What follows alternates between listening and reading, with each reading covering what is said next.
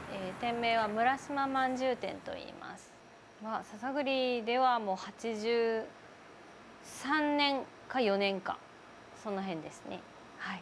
季節の和菓子っていう看板名にもあるんですけど、その季節季節の、旬の食べ物を入れたようなお菓子とか、それとかも昔からそのお遍路さんが通ってきたりするのにお渡しするための紅白まんじゅうとかを主に蒸し菓子を主に作ってます。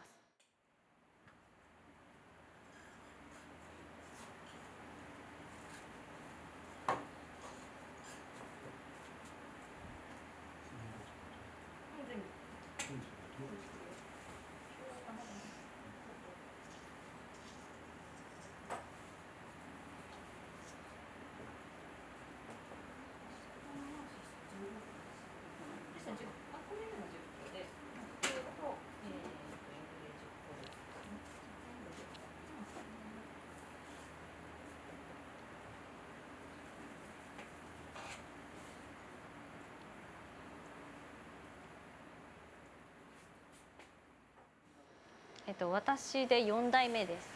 お客さんから美味しいとかお客さんから続けてねって言ってもらうのがもうそれが染みついてるというか、続けたいなっていう気持ちで、継いでます。老若男女いろんな方来ていただくんですけど、最近はインスタグラムを見られた若い方も来られますし、赤ちゃんのために誕生餅を作るって言ってうちに依頼していただける方とか、いろんな会社のいろんなイベントごとというか行事ごとですねに使っていただくご注文をしに来ていただいとか、それこそもう本当にいろんな年齢層の方が来られます。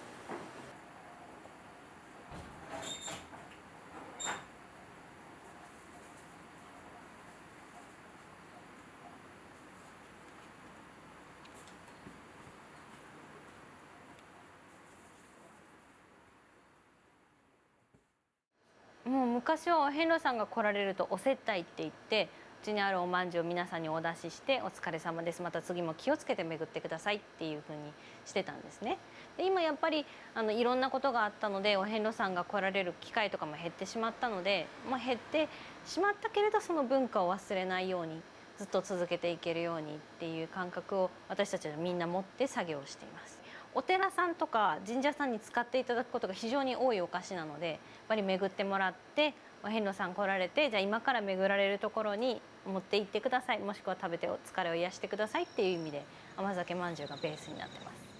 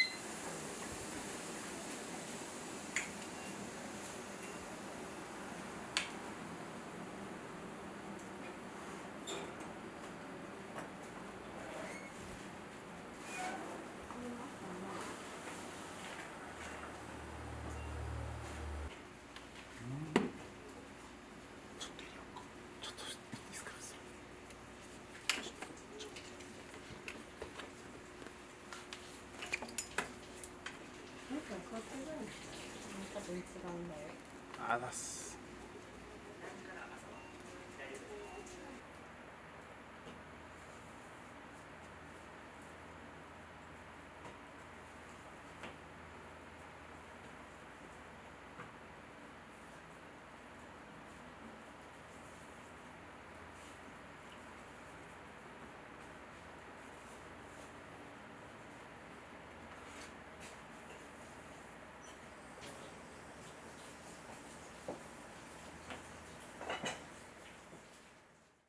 一応もちろん父が先代にあたるので父に教えてもらってるんですけれど、父は寡黙なもので基本的にこうだよって教えてくれないんですね。だからここの作業風景で一緒に仕事をして体得するっていう感じでした。本当に何も教えてもらえないです。本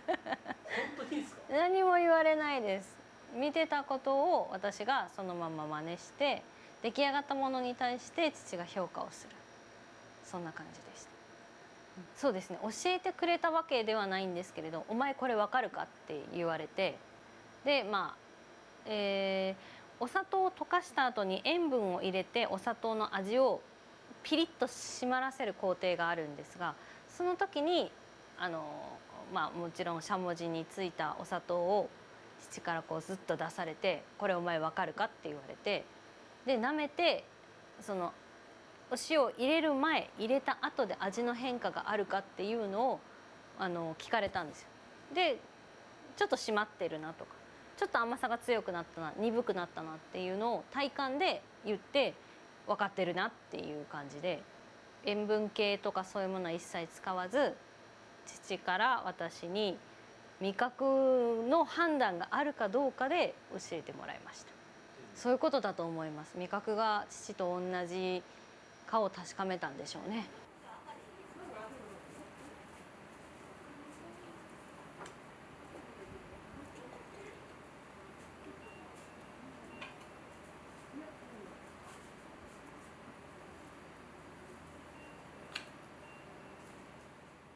もっと教えてほしいってずっと言ってるんですけど、でも多分父は父なりに私のできるかどうかを判断して行動していると思います。だからそれはそれでうちらしくていいのかなと思います。他の人は困るかもしれないけど、初めてあんこを作った時に父と母がお客さんに話してみなさいって言って、で母と一緒に多分その時お店に立ってたんですけど、今日からあんこ私が作りましたって言って、それは楽しみって言って、よかったら食べてみてくださいってお味見を出したんですね。でその時にお客さんが「あ、これは安心やね」って言ってくれたんです。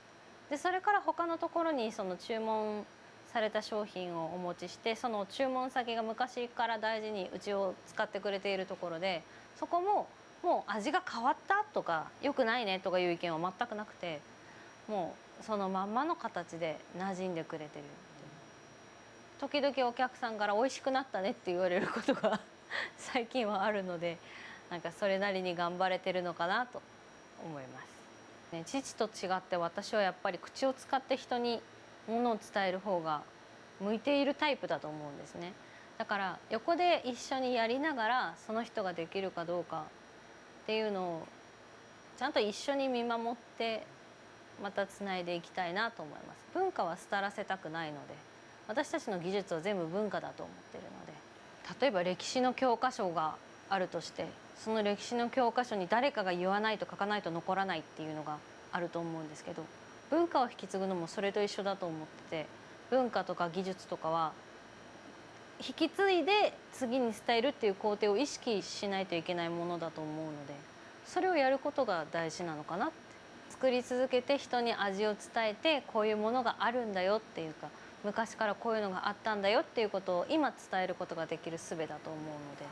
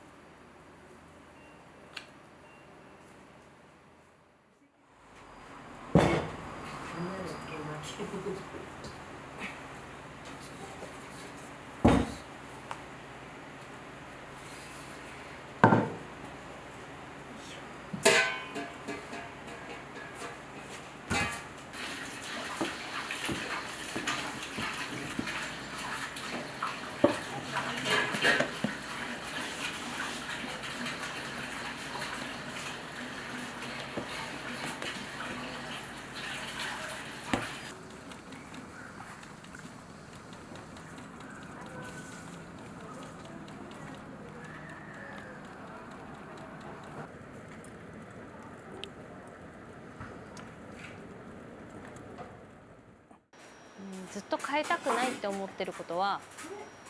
遠方に行かれた方が篠栗に帰ってきたりとか旅行に来られたりした時に懐かしいって言ってほしいんですね。この味知ってるって、これ篠栗に来ないと食べれないし、篠栗に来たから食べれるんだねと、これが食べたかったって言ってもらえるようなお菓子をずっと続けていきたいと思ってます。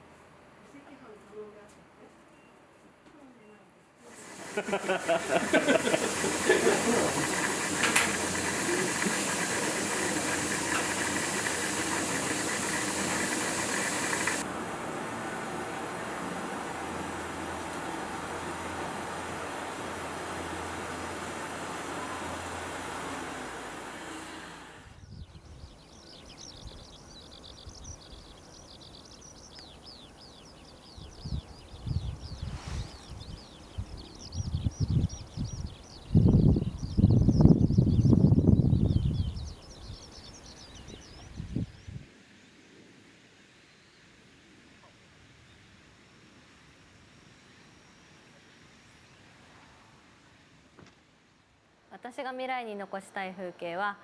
米の山のふもとに広がる篠栗の自然の風景です。